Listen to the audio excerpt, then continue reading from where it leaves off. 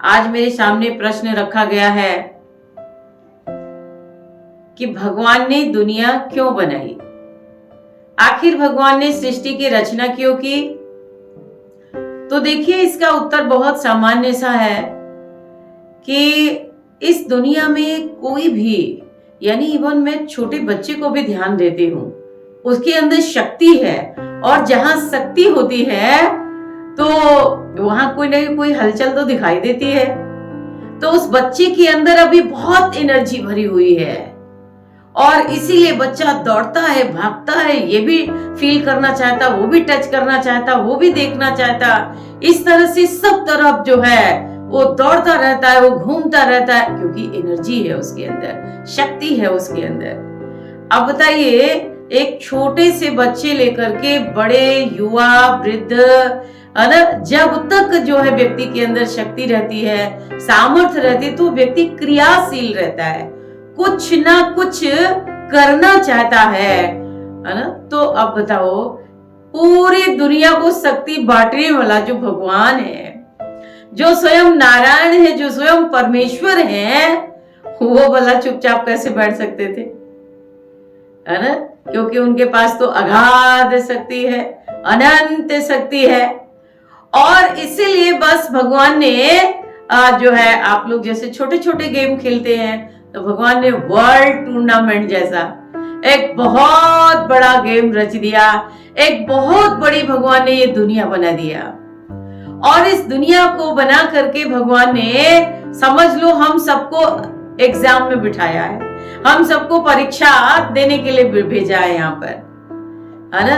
अब हमारे सामने बहुत सारी चुनौतियां हैं, लेकिन उन चुनौतियों में रहते हुए भी आत्मा की ताकत को जो भूले नहीं, है ना, वो विजेता कहलाता है यहाँ पर, है ना। क्योंकि उस शक्ति को जानने के बाद जब व्यक्ति ध्यान साधना करते रहता है, तो वो जानता है कि क्रोध की स्थिति आने पर भी कैसे कंट्रोल करना है, मोह की स्थिति आने पर भी कैसे कंट्रोल करना है।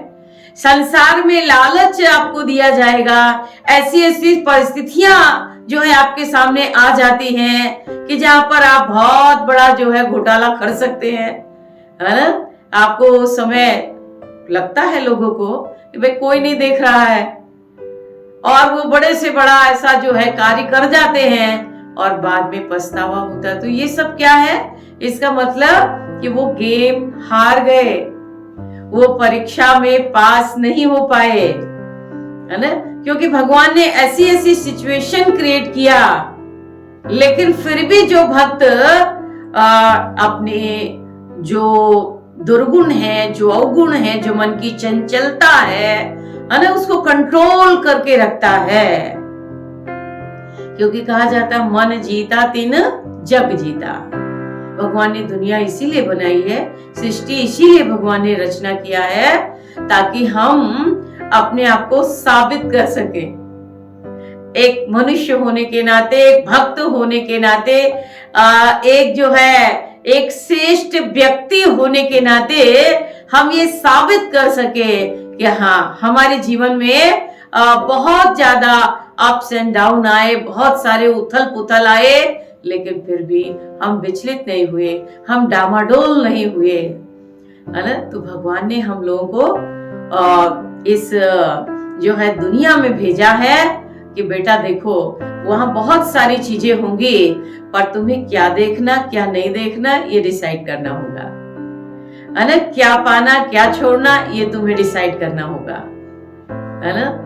तो ये अवसर दिया है भगवान ने, ये मौका दिया है, और इस गेम को समझाने के लिए, यानी ये कर्म रहस्य बताने के लिए साधु महात्मा है, हजारों हजारों शास्त्र हैं, सदगुरुदेव महाराज हैं, है ना। बहुत सारी चीजें हैं जो हमें चेतावनी देने के लिए, हमें बताने के लिए कि भाई हम कहाँ आए हैं, मानव जीवन का परम धर्म क्या है, ये सब हमें समझाया जाता है, ये सारी चीजें हमें बताई जाती हैं। हम लोगों को भी अपने जीवन में देखना है, क्या हम इस एग्जाम को पास कर पाते हैं, क्या हम इस परीक्षा में पास हो पाते हैं, और इसके लिए जो है हम संतों का मार्गदर्शन ले सकते हैं, सदगुरुदेव महाराज का सहारा ले सकते हैं, जिससे कि इस गेम को जीतने में आसानी हो जाए। क्योंकि आप जानते हैं कि कोई भी गेम अगर आप जो है एक बड़े लेवल पे जाना चाहते हैं, उसको अच्छे से खेलना चाहते हैं, तो फिर उसको आपको एक कोच के पास जाके